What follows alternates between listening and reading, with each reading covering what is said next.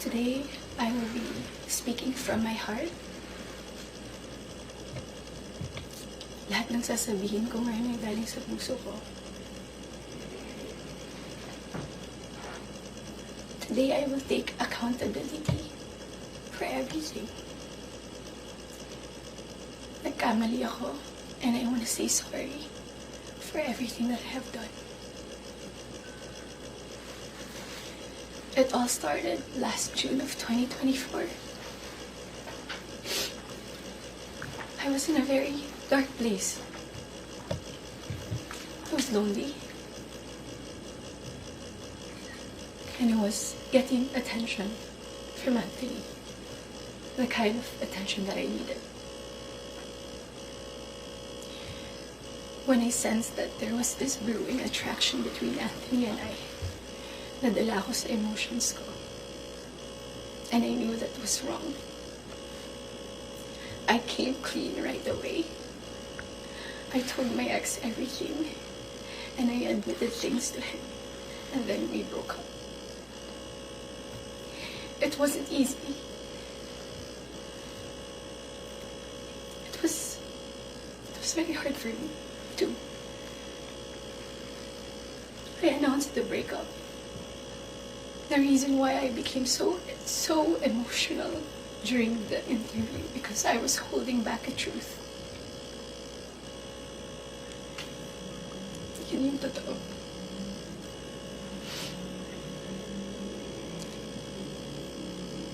I wasn't really able to simmer down. I wasn't able to reflect on what had happened. I was working every day for days straight, weeks straight, months straight. Bago nagsimula yung mga daming trabaho namin, I told Anthony that I broke up with my ex. And he also said the same thing.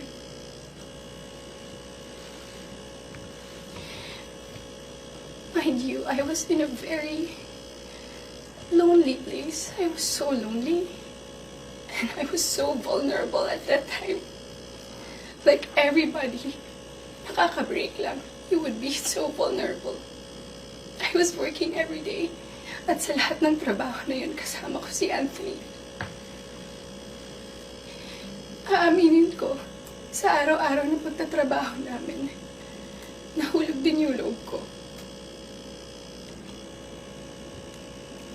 He would be very sweet to me. He would be such a gentleman to me. He would say things to me. He would tease me on the set in front of other people. He would tell all the people who were close to me that he was single. So, I was confident to act a certain way around him on the set. Because in the eyes of the people there, we were both single.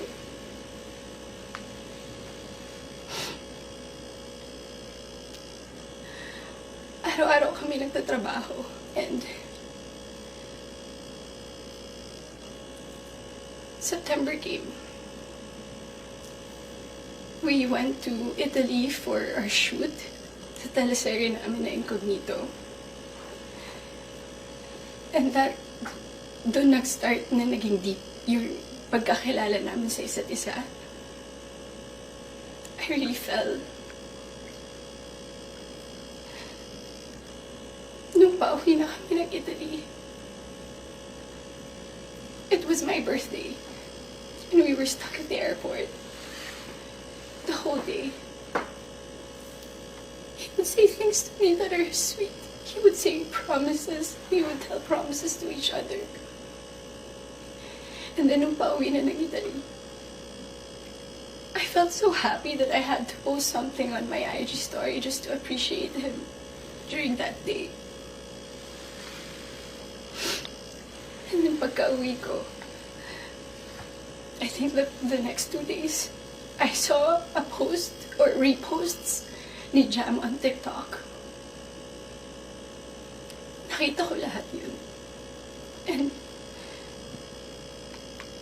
at that time, yung time frame na yun, Nasa screenshots din na nangamusta ako. I said, kamusta si Jam? Nangamusta ako kay Jam. It wasn't because dahil alam ko na sila pa. Dahil alam ko na she was going through something and Anthony had to take care of her. But at that time, nagtatrabaho pa rin kami and he would still be the same way to me. I would ask him.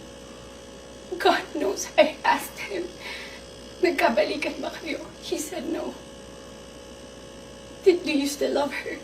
He said no. He would say things na ako yung gusto niya and all. I really asked him so many times. And then the first wave of bashing on TikTok. Masakit yun para sa akin.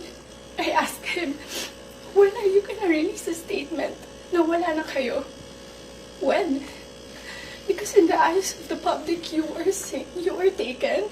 But I know that you're not. And you would be very sweet to me. When are you gonna release a statement? He would tell me he was waiting for the right moment. I didn't want to be pushy.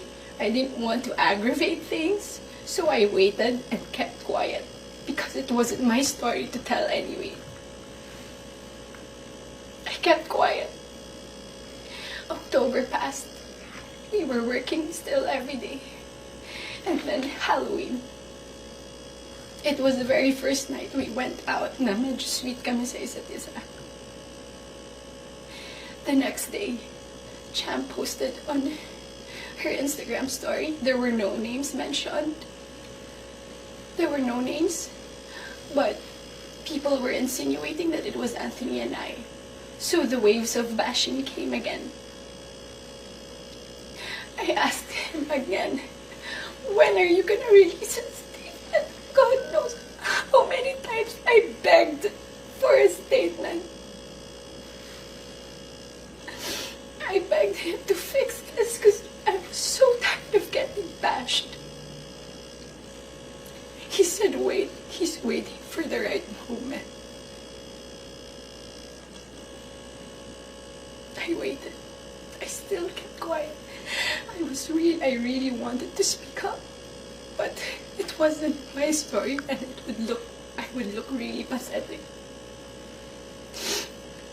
Days went by. The press con of Incognito happened. He released a statement.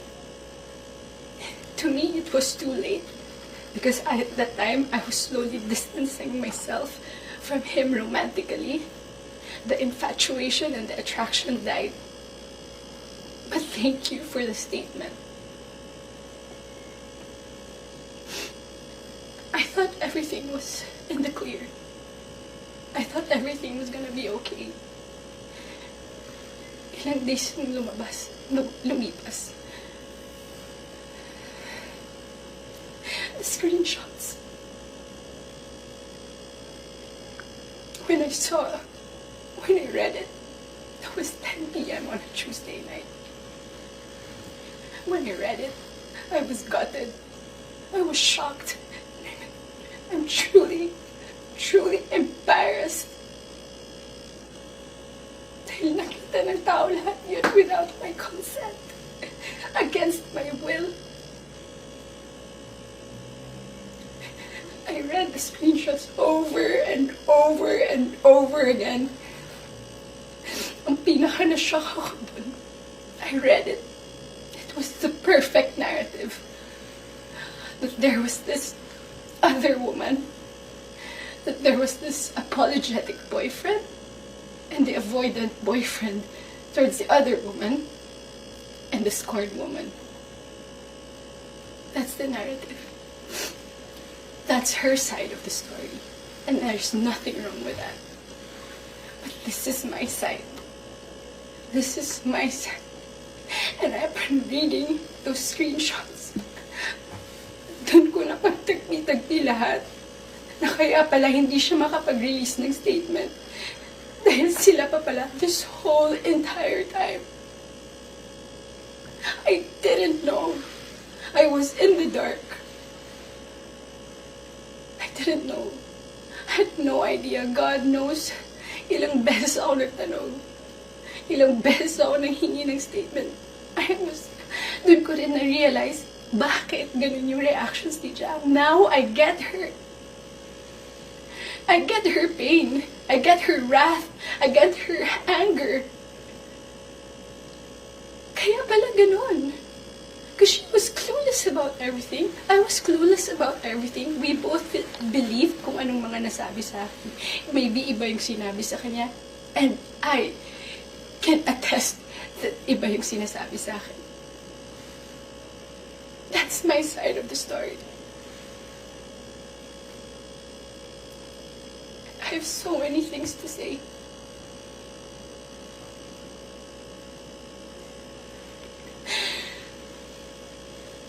Hindi ka ako makapaniwala. Papahiya pala ako ganito sa buhay ko. So to the public, I am sorry that you got to see that very intimate side of me. Ganun talaga ako pag nagbigay ng pagmamahal.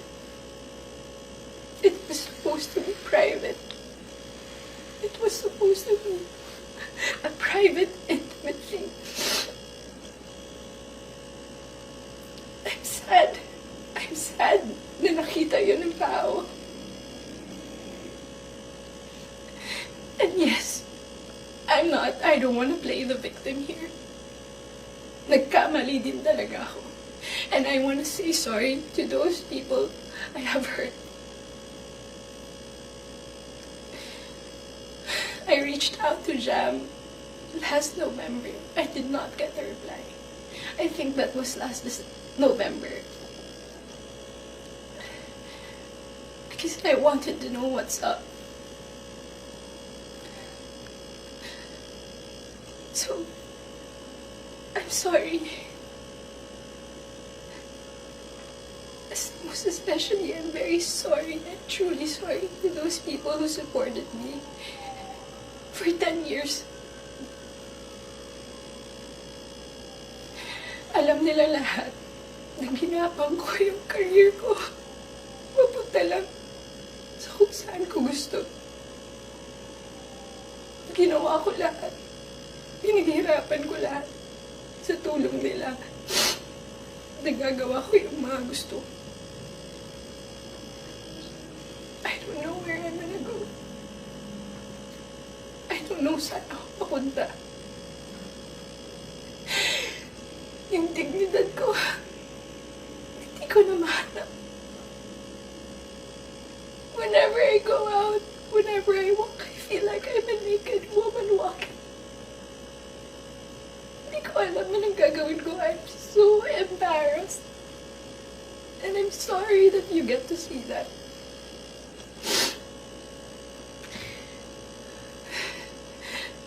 But I can assure you,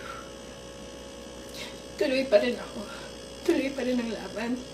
Magtatrabaho pa rin ako kahit mahirap. Hindi pa rin namamatay yung apoy sa puso ko. I'm still looking for that little girl inside of me. It's hard to look for her now, but someday I get to find her and I will be able to hold my shadows. What you saw was not a perfect human. I'm far, far from being perfect.